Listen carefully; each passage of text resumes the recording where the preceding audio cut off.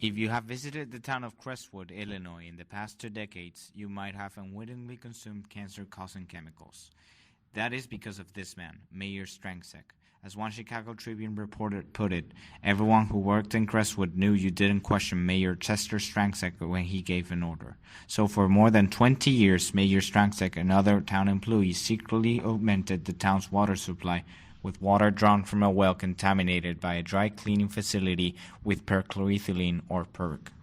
The money saved by substituting the clean water of Lake Michigan with contaminated well water helped Crestwood give a property tax rebate and earn national reputation as one of the best-run towns in America.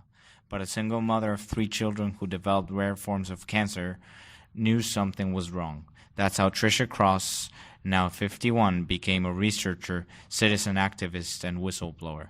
Eventually, the lies caught up with the town officials when the State of Illinois Environmental Protection Agency, or EPA, forced mandatory inspection of all the emergency wells in the state in 2007. But it wasn't until April 2009 that word got out to the public when Chicago Tribune reporter Michael Hawthorne wrote an article in which he stated that the city had been using a well with contaminated water with toxic chemicals for more than 20 years. The whistleblowers, 2 citizens, Tricia Cross and Tim Janesic, who had been fighting to bring justice into town for several years, had finally achieved recognition. Here's the timeline of events that took place in Crestwood since the contaminated water started being supplied to the public in 1985. As it can be seen, from 1985 to 2007, the contaminated water was supplied to the citizens of Crestwood without their knowledge. Finally, in 2008, the word got out to the public, and in 2010, it was proved that there was a correlation between contaminated water and cancer disease in the village. Okay, let's go back on time. The water collected in 1985 by Illinois EPA indicated a concentration of 2.8 ppb of DCE in the public water supply well. In order to have an idea, 1 ppb is approximately equivalent to 1 drop in a swimming pool. But why are we speaking about this compound? DCE is an organochloride with this molecular formula. It is a colorless liquid with a sharp odor. It is considered a potential occupational carcinogen with huge health effects on the central nervous system. Some symptoms are sedation, spasm, and unconsciousness. Was this concentration of contaminants violating the public drinking water standards? Actually, the maximum contaminant levels, MCLs, allowable in public drinking water supplies established by the Safe Drinking Water Act are below the allowable limit of 7 ppb for DCE and 100 ppb for the second compound. Then you are asking, where is the problem? The problem remains in the breaking down of DCE and PCE in the environment, becoming vinyl chloride, and the U.S. Environmental Protection Agency says that vinyl chloride is not safe to consume at any level. Were Crestwood allowed to continue using the well? Crestwood was informed of this contamination and was required to conduct quaternary monitoring for volatile organic chemicals, mainly these 2 compounds we were speaking about. The results obtained were 4 ppb of trans DCE in August 1986, and the confirmation sample taken in November of the same year indicated 5 ppb. The routine sampling schedule of the public water supply well was stopped because Crestwood officials indicated that the well was to be used only for emergency backup. Instead, they purchased the Lake Michigan water as their drinking water supply. Then, which is the problem if they were supposed not to use the well? The problem is that the Illinois EPA discovered that the contaminated emergency backup water supply well was being used illegally by supplementing the treated Lake Michigan water. The results showed the detection of DCE in multiple sampling events of the well from 2007 to 2009, with a maximum level of 2.6 micrograms per liter, as you can see in the table. In addition, the 2007 to 2009 sampling also identified the presence of vinyl chloride. Which is the origin of these chemicals?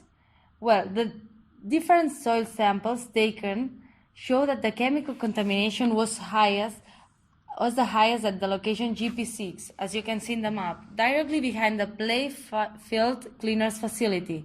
The analysis detected the presence of the primary dry cleaning solvents. As there is no available data about the contaminants of well 1, a bedrock monitoring well was installed at the location midway between the dry cleaning facility and well 1. Samples from the bedrock monitoring well detected the same contaminants found in well 1, including vinyl chloride.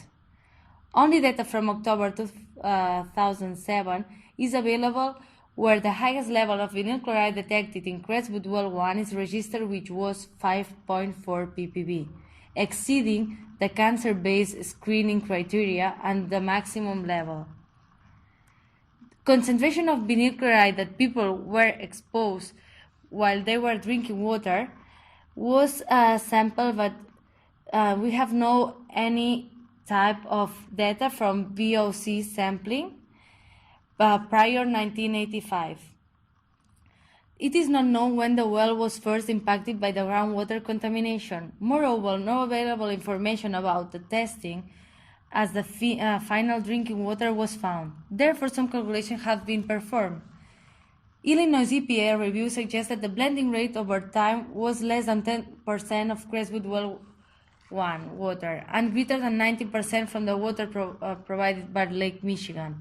Based on available information, the maximum blending rate of well 1 used was 20% over short periods.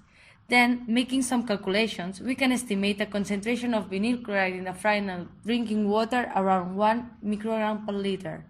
No need to mention that the well was sealed and Crestwood has been supplying only treated Lake Michigan water to its residents since November 2007. The consequences: health problems, cancer. The consequences of this negligence can be observed in the same diagram.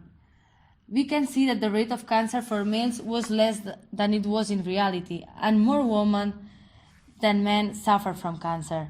Regarding the different types of cancer, the group of cancer which was detected the most was, as presented in the P chart, from breast invasive for females, and in the case of males, prostate and lung and bronchus. The use of well number 1 is a clear violation of the Illinois Environmental Protection Act. This was a statement made by Illinois EPA in December 2007 after finding unlawful use of the contaminated well water. On May 1, 2009, a second-class lawsuit was filed by Crestwood resident Catherine Teresi.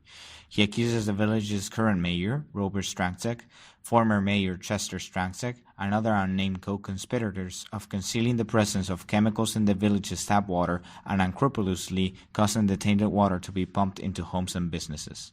A third-class lawsuit was also filed by former Crestwood resident Diana De La Rosa, who lost 4 family members to diseases possibly linked to contaminated water.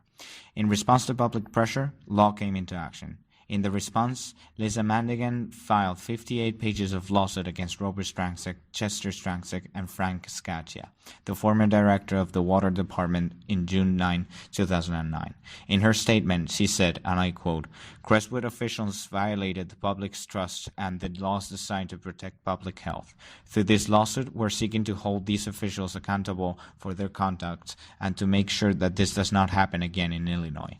That was the basis of House Bill 4021, which amends the Illinois Right to Know law. Madiagan and Governor Quinn with Illinois Environmental Protection Agency drafted this House bill in 2010. The main points of the bill are: passed by Illinois General Assembly and Illinois Senate, addition of specific notice and requirements to existing right-to-know provisions in Illinois law, notice in public about the risk of contaminants and dangers of transferring vapors of hazardous contaminants from soil and underground water into buildings. Noticing is also required when the EPA discovers groundwater contamination will cause threat to public drinking water supplies. If EPA forwards water supply matter to Illinois Attorney General Office for implementation of actions. If EPA issues a CO order. Documentation management by owners or operators of 10 years, which includes billing records and documents of purchase of water from other water suppliers. In a statement from Illinois' Attorney General office, it was documented that, and I quote, "We need to make sure that what happened of Crestwood residents never happens again in Illinois. The law needed to be strengthened to protect public safety and to restore the public's trust. The state EPA, because of the Crestwood issue, is changing one aspect of its water testing. There are more than 1,000 communities in Illinois that deliver water that they first purchase from someone else, another community or supplier. The EPA has always done its water quality testing at the supplier, and now it will also test also at the distribution point." This is the general location of the contaminated well in Crestwood. Through this aerial view, we're able to see the location of each soil and groundwater test taken and the most important reference points, the Playfield Plaza Shopping Center and the area near the abandoned Crestwood well. This area was investigated by Illinois Environmental Protection Agency's Office of Site Evaluation. Also, we can see pictures of the most important samples evaluated. The objective of the investigation was to, first, determine whether the shopping center may have contributed to contamination of the well, and second, to determine geology and shallow groundwater flow direction above the bedrock within the area of the abandoned well. In total, 4 soil samples and 10 groundwater samples were collected using the sampler GeoProbe equipment. Here we can see the real equipment used and a schematic view of this instrument. Both soil and water samples were analyzed using a photoionization detector, or PID. Also, purge and trap gas chromatography and mass spectrometry were used to evaluate any presence of volatile organic compounds. On the other hand, the soil samples were analyzed first through a visual inspection looking for any staining or other potential signs of contamination, and second, using X-ray fluorescence, a spectrum analyzer to detect any lead components. The EPA used their own developed and approved methods to take samples. Most of these methods are published in the Code of Federal Regulation and were created according to the Performance-Based Measurement System, or PBMS. This system consists of a one-size-fits-all approach to reduce costs and develop new technologies, but proved to be inflexible and ineffective when approaching different problems, thus being changed in 2008. This is, after the tests were done in Crestwood. Also, the agency underwent in 2009 a review of its methods for detection and quantitation, and its conclusion was that a single process did not meet the diverse needs of all programs. The reports also show the measurements of lead made by X-ray fluorescence in 5 sites, since local citizens were concerned that lead-based paints used for maintenance of the tower may be present in the shallow soil beneath it. This is a sample of one boring log obtained from well named GP5, which resulted positive for volatile organic compounds, together with other 2, GP8 and GP9. These results are summarized in this image, where it is possible to see that testing points are all situated near the shopping center. The scandal of Crestwood not only culminated with terrifying health problems as mentioned and demonstrated with the figures before, it also led the population with an emptiness in authorities' reliance. In that point, we can emphasize the importance of process analytics and monitoring, as all this human catastrophe could have been avoided. Looking back to the earliest stages of Crestwood contamination, we can definitely say that good practice were not applied.